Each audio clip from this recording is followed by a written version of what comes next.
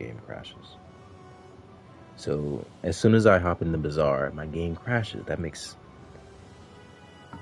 you know, that's actually beautiful.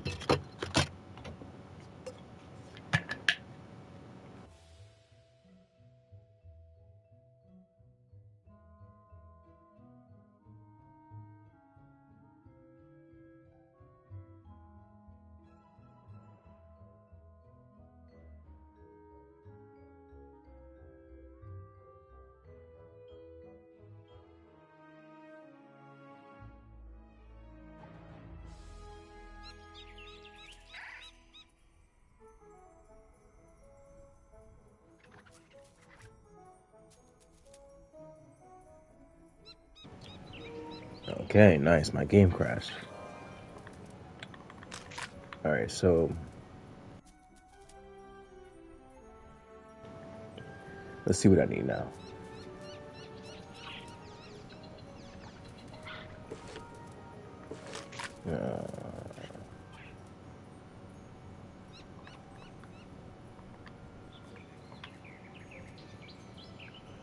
Dragon blades,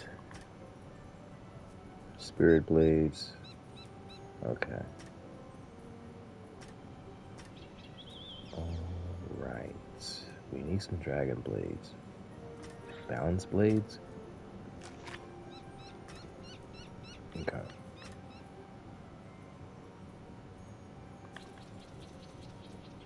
As a matter of fact, I think we're good for now.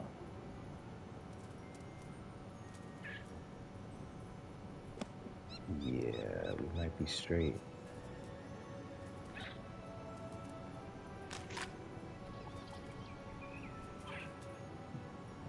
Yeah.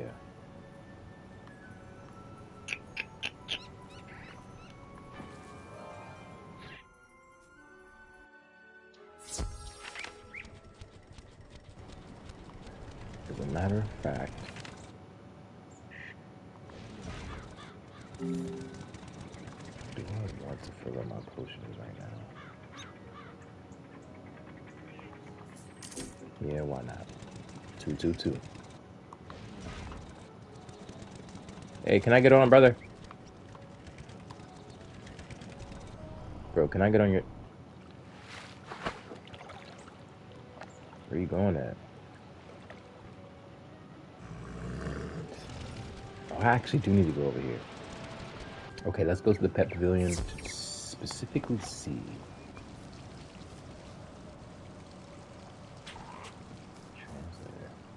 Greetings, brave wizard. I am Sensei Hashimoto, a humble pet trainer. I welcome you to the way of the ninja pig.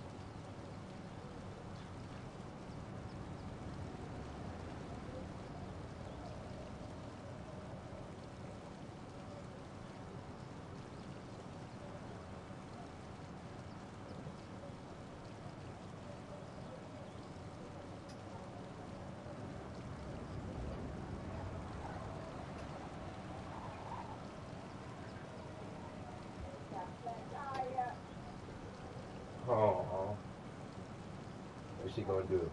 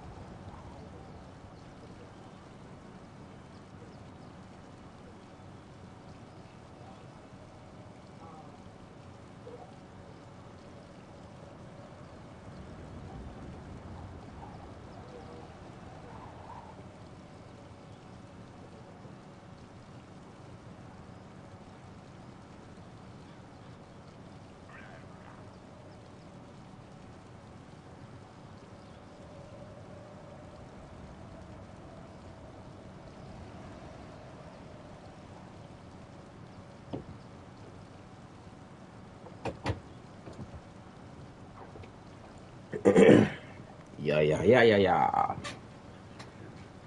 Yes, sir. Yes, sir. Yes, sir. All right, let's see what I want to get done. The way is a challenging pet. Greet. Okay, obstacle course for the pets. No, thank you. No, thank you. No, thank you. Okay, so. All right. Before I get any of that done, I want to look at. Hold on. Is that a floating? Okay. This what we doing?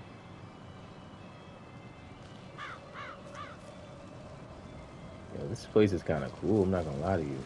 This wand that this dude has right here, I'm pretty sure it has a few Maycasts on it, bro. You gotta have at least 1 or 2 Maycasts on this wand right here. It looks too cool to not have a Maycast of some sort. Anyways, I'm gonna go on here and see if this is able to... Are you serious? This is the exact pet I'm trying to look for. So this life dactyl that I have right here, right beside me, gives me a life blade, which is exactly what I need. But what the fuck is this? Whoa. That dragon looks nice, bro. What I'm really trying to get is this eagle right here, because this eagle apparently gives a death blade, and that's exactly what I need. Cool. I've never been here before. I'm level 82 and I've never been here before. Grind so you can level up your power. I wouldn't put this so high up if not for, of course, the appearance by the one and only Merle Ambrose in this dungeon and young Morgana back when she was his student. There's just something eerie, exciting, and especially before they really nerfed a lot of these fights, I'd actually say the young Morgana's fight was very uniquely challenging. Since then, it's been nerfed quite a bit. It's actually not that hard. I think the hardest fight in this dungeon now is the 4v1 that you encounter pretty early on. But this is like an A+ on aesthetics. I just think that the battles have become less memorable over time, especially after all of the nerfs.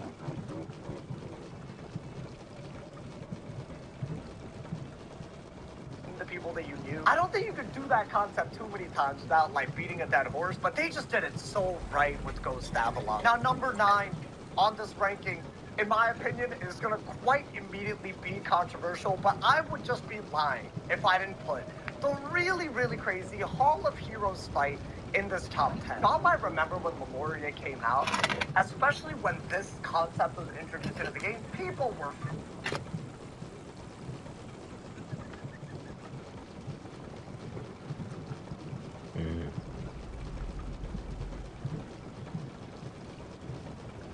freaking out. To this day, I think this is one of the coolest things that Wizard 101 has ever accomplished. Now, I'll be very, very real. Aesthetically, this looks like dog water. I mean, it's some kind of dreary-ass building. I can't really give it that many props. But the idea of 8 heroes that you met throughout this world, that you have to fight all at the same time, a feature that we've never had, right? This is a game full of 1v4s, and then suddenly, you go into a sigil and fight 8 of them, 4 of them taking turns, 1 at a time. This right here, in my opinion, is one of the coolest things that Wizard 101 has ever accomplished in terms of combat. Now, obviously, this isn't like a really full-blown dungeon, right? It's actually just the final battle of Lemuria. It's just 1 sigil, 1 battle. There isn't that much of a build-up to this in terms of this actual sigil. That being said, if I could go back to the time where I first experienced this, I would do anything for that feeling. That's not something that I can say about every fight. This, in my opinion, it has a special place in my heart, simply because the fact that it's an 8v1, all of these bosses have kind of unique cheats, especially before they nerfed this. You would actually see a lot of them have very, very, unique abilities and whatnot. Now you have to go into challenge mode to access that. But this, in my opinion, is the highlight of Lemuria. It's a final battle done right. Number 8 on this ranking has to be the one and only Mount Olympus. Now, this is easily one of my favorite dungeons of all time. My only reason for even docking this as much as I am on this top 10 is because it's just a level 30 dungeon. It's something that you kind of outgrow a little too quickly. It's borderline skippable. Now, does that mean that it's a Yeah, I bad didn't even do dungeon? it. I'm not Of gonna course lie. not. I mean, just the way that it's designed is beautiful. I feel like the statue of Zeus tying this entire area together. There's quite a few bosses that actually are quite challenging at level Okay. 30. And in my opinion, the Ares fight specifically is actually one of the cooler fights that are actually accessible to low levels. I think everyone should run up Mount Olympus at least once in their life. I think it's a beautiful dungeon. It actually is a great introduction to the idea of what dungeons are like in Wizard 101, and for all of that, it serves a I great might purpose. consider I doing just that think for the dungeon then. most part, you can only get so much difficulty and so much memorability in terms of the actual combat for something meant for level 30s, right? Even if you do this as a level 50, it becomes very, very easy and very, very doable. Like, you can just spam some AoEs and call it a day. But I do really like a lot of the things that they do here. There's a secret boss. There's a lot of, like, movement. Even though it's actually a pretty compact area, there's actually, like, you know, a puzzle where you have to find, like, bronze eagles and stuff. That's really cool. I like when they do that and not just combat after combat after combat. It feels like an experience rather than just something that they just, you know, kind of threw together. I would love a version of this for higher levels, and not something weird that you have to scale down to, but something that you could actually do to challenge yourself at high level. Then this will rocket up the ranking. Now, number 7 on my top 10, this is gonna sound like a crazy shout, but it is this really, really niche dungeon in Wisteria called the Library Archive. Now, I'm putting this on this ranking because this is one of the most unique areas in the entirety of the game. First off, very, very beautiful soundtrack. They put all of this work into this dungeon. It's very, very weird why they did this. I wouldn't even really call this like a real battle-heavy dungeon whatsoever. I honestly couldn't tell y'all what the battles here even are. But in my opinion, whatever you fight here is totally eclipsed by the world building that they do with this. I feel like compared to Wizard City Library, the Pigswick Library is on some demon time. This is like one of the most beautiful areas ever. It's just good vibes. In my opinion, a good dungeon should always feel like good vibes. The aesthetic of this beats most other dungeons silly. If this had memorable combats, this would easily be in my top 3. I know a lot of people that haven't even experienced this dungeon. If you've ever wanted a reason to do Wisteria, I recommend it simply because of this. It's a beautiful area that a lot of people have never even experienced in the entirety of Wiz. Number 6 on this ranking has to, of course, go to the iconic Nastron dungeon that ends the whole Winter Tusk arc. Now, I want to say they actually made a lot of this, like, you kind of have to do it to get various spells and whatnot. This is more of like a prereq quest at this point, even though it used to start as a side dungeon. But the ambiance of this place is very, very cool. And honestly, the beginning of the dungeon, it's okay. You know, I'm not mad about it. But the reason I'm actually really putting this up isn't really because the beginning of this dungeon, even though it looks really cool and icy and underground and like under a tree, like it's a very cool aesthetic. But at the end of this dungeon, you fight the Coven with the Frost Giant sleeping behind them in the background as they try to summon the Everwinter into the spiral. It's eerily reminiscent of the Dragon Titan fight that you actually do at the end of Arc 1 as you fight Malister, the thing that he's trying to summon to bring back Sylvia Drake. And as similar as those two things are, Wizard 101 nails it in terms of making it feel very different. It really feels like impending doom if you don't win the battle against the giants at the end of this dungeon that are basically the sons of the very, very big giant that's sleeping in the background, right? I don't know how they make it all work, but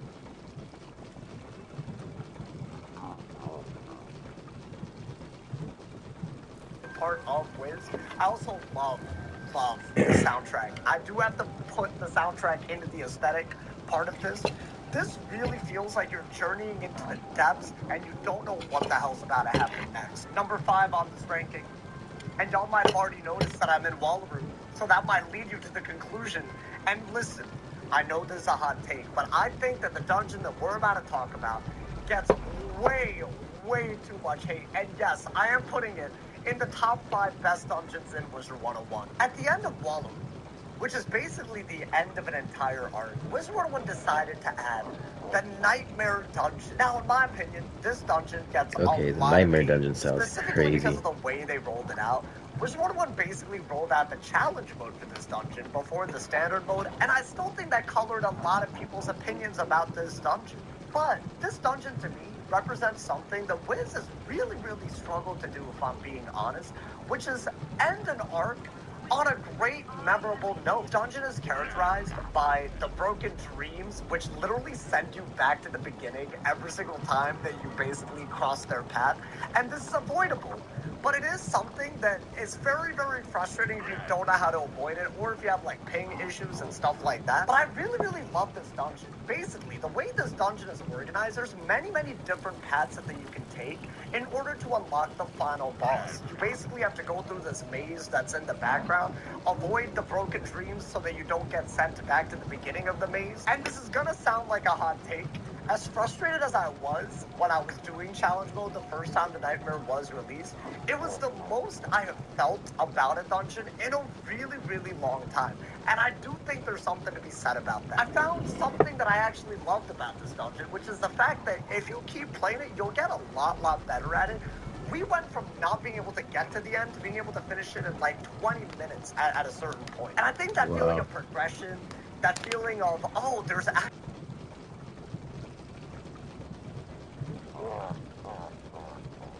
so many dungeons these days just go and fight and call it a day. This is an experience, if anything at all. I want to say there was like this weird, ugly pink filter that nobody really liked. Either they removed it for everything or at least for standard mode. I think without that, the aesthetics are actually great. This is like really the capping off of your interaction with the dreaming and Wallaby, which is a major, major theme. I really like this dungeon. And just like that, we have reached number 4 on this ranking. And I must admit, it is very, very hard to rank the top 4 dungeons from here. These are all straight up bang. That being said, I am putting number 4 for this ranking anyways. I'm calling Shababa, the final dungeon of AZTECA, as the 4th best dungeon in Wizard 101. It has ambiance, it has aura, even the way you get up to this dungeon is like ridiculous. Like you have to climb up the flaming stairs and shoot yourself with an arrow up to a comet. This is an extremely high stakes environment.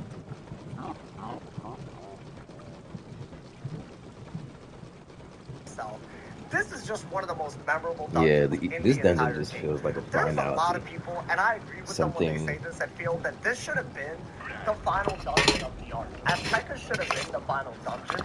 It almost sucks that it had to end in a loss, and that's why basically they probably didn't make it into a finale. One of my favorite little details in this dungeon is, at the very beginning, if you look up, you can actually see Morganth and the Dark Servant just hovering above you, looking into the distance as they're about to destroy the world.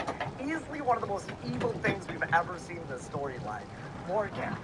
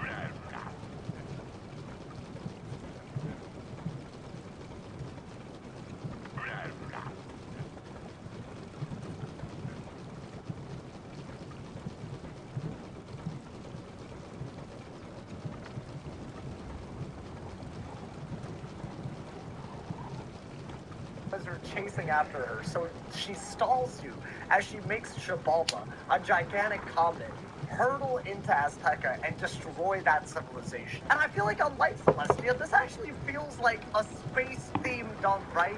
There's nothing really to say other than that the other three dungeons on this ranking, in my opinion, I just hold nearer and dearer to myself personally. Number 3 on this ranking of Dungeons and Wiz has to go to Tartarus, y'all.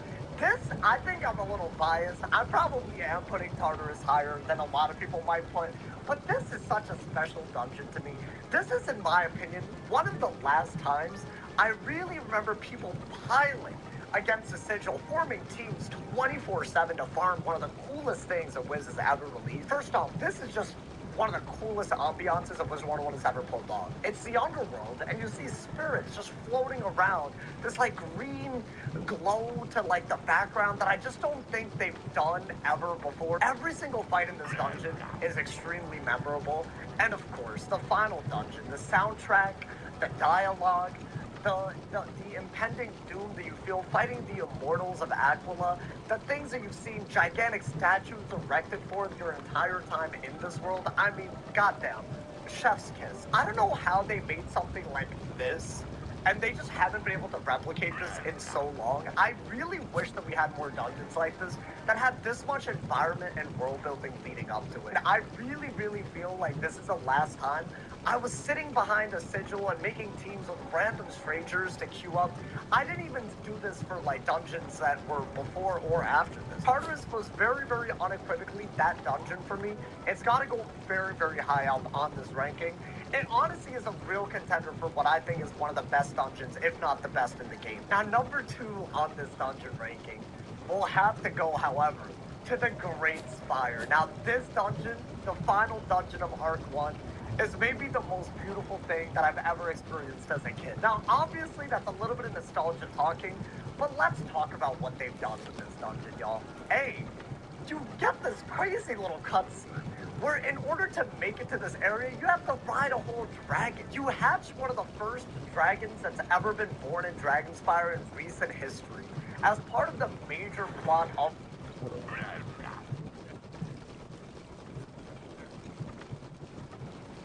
Wait, how do you get pets normally? How do you normally get pets? How's that possible?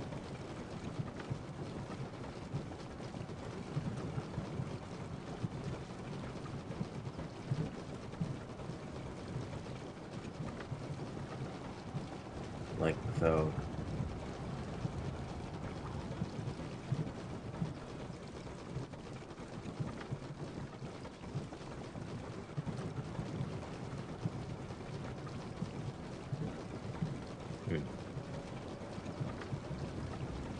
Okay.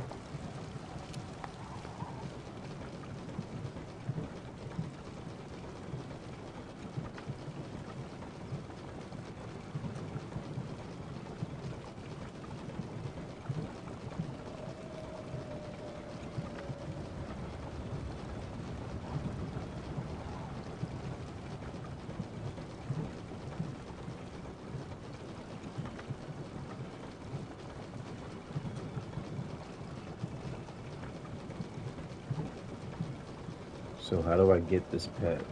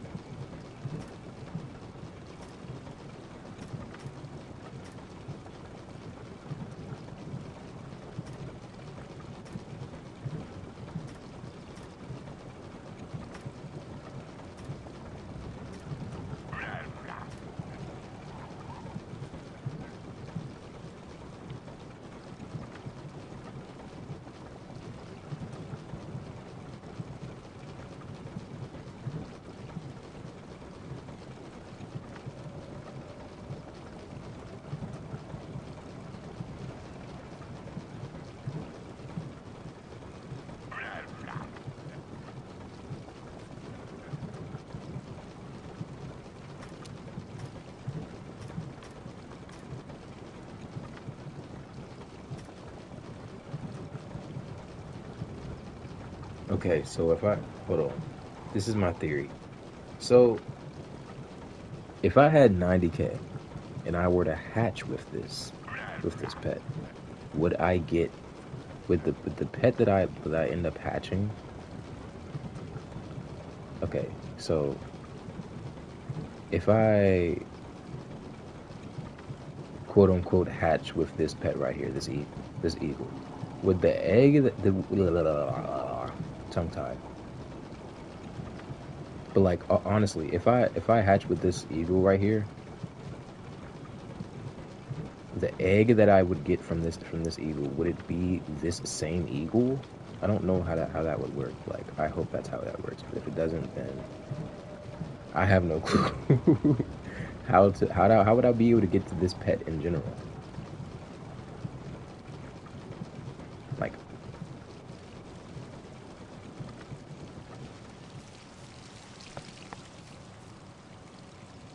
is it okay to say that I'm ignorant of the process to how to get the original pet? 'Cause I don't know how to get it. What? Hold on, I gotta watch some videos on pets because I don't know what I'm doing. I don't know what I'm doing, bro.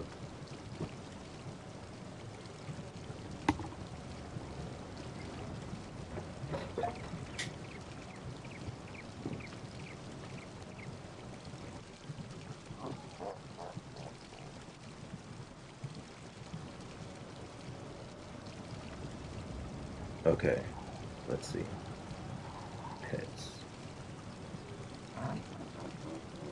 And it almost seems like people like, I don't know, I'm not even gonna say I that. believe level 7, you can come to Merle Ambrose here and start the Pet Sounds quest. Now, yeah, so you actually need to do Here we go, Pet Pavilion Before we tour. get into the overview of pets, I'll be your tour guide in Pet Pavilion today. I'll take you around, show you what each thing does, and everything about everything you can know. Now, first off, the Pet Shop Boys here, this guy has jewels, which is cool. This guy is talking my ear off, and I don't care. This guy sells pets, which are kind of useless. I believe that he also has recipes, so yeah, you can make pet jewels of different types. These might potentially allow you to get like Pet Giver or something to socket a jewel on your pet. The pet stats jewels can also be useful if you want to try to get like Mighty or something on your pet. Generally, that's the only real thing that's useful in this store. If I keep looping around to the right, we have Way of the Ninja Pig and the Dance Game, which I'll explain later. I think Dance Game is the best game to do. We have Gobbler Drop right here. Then we have the Hatching Kiosk, which is probably where you're going to be doing most of your hatching from. You can sort by pets and also sort by talents if you press the start button. Generally, Hatchmaking Kiosk is where you're going to be doing everything from. However, if you come into the hatchery right here, you can also hatch pets from right here. Now, the reason why you would hatch in the hatchery rather than hatching kiosk is the fact that it is much cheaper to hatch here. You can also lend your pet to other people if you hatch from here. So this sigil, if you get on with someone else, you'll be able to hatch pets with them. If you get on this sigil, you'll be able to hatch 2 of your own pets. Coming back outside, we have Sir Nigel Higginbottom here, who sells some things for arena tickets. You have Grumpy Gobblers right here, which is an interesting game. You have the maze game and then the cannon game, which I wouldn't really recommend either of those. A pet snack vendor here who will trade pet snacks for arena tickets, which is by far the worst way you can get pet snacks. And then finally, if we loop back around into this shop. Okay, so there's still no I see people like to gatekeep. People who know how to play the game seem to like gatekeep the information on how to get pets. And I mean the good pets. I'm not talking about normal pets that no one really gives a fuck about. Or these pets that are being sold in the crown shop. No one gives a fuck about these pets, let's be honest. No one's getting these pets. No one that's around Wizard 101 are getting these pets. Let's be honest. And no one is getting these pets that people are selling over here in this shop right here or anything of that nature. So how are people getting pets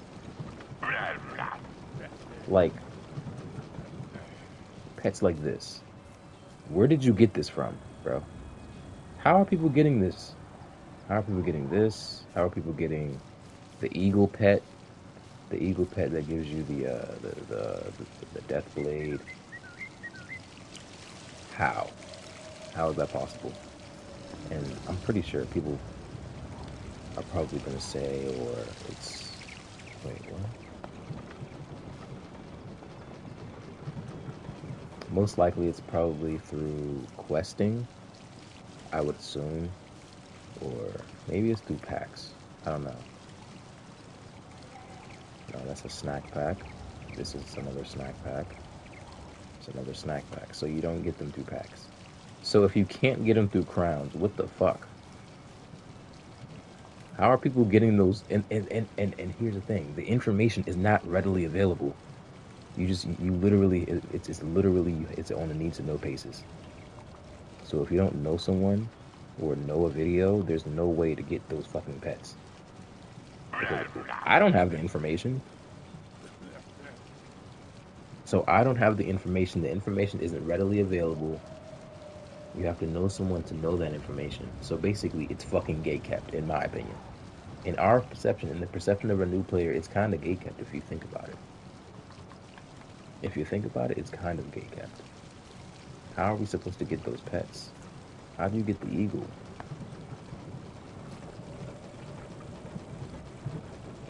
Now, I would think all you would have to do is just like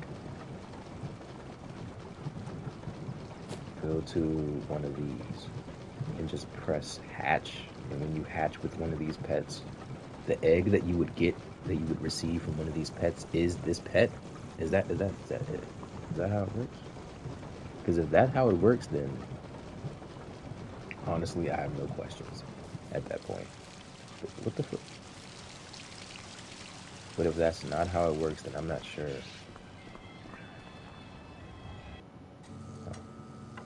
Oh my gosh, there's a lot of people in here.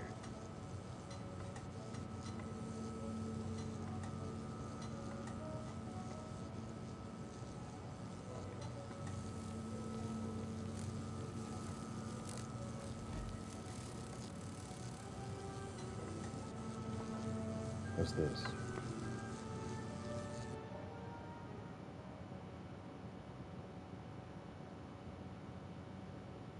Oh.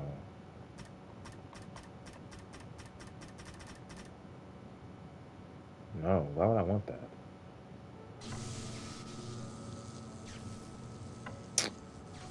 Bro, are you kidding?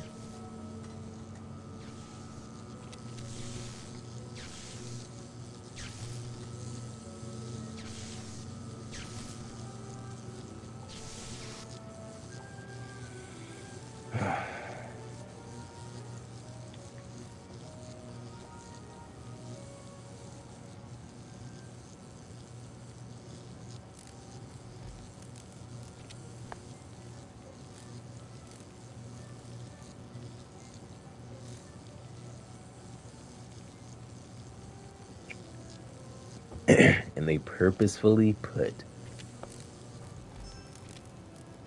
what?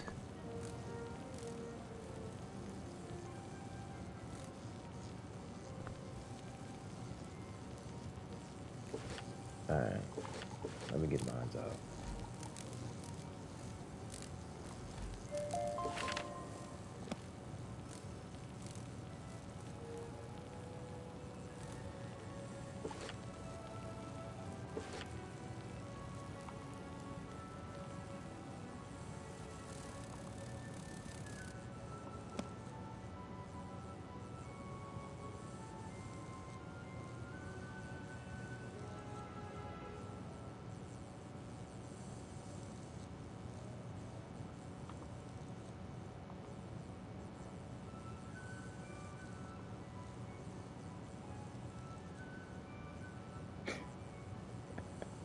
What's up with it? What's up with it, Seth? Okay.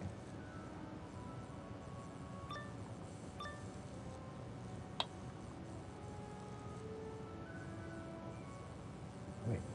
Dark Hound. You may get this item by defeating the following bosses. I fucking knew it! I knew it, bruh. You actually have to get...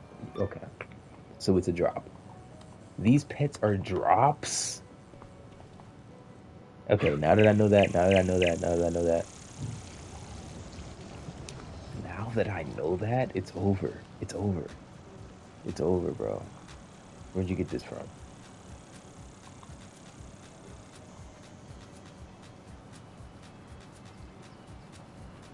Everyone is getting this from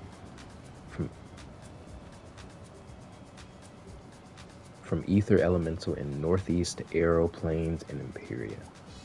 Okay, so from another boss.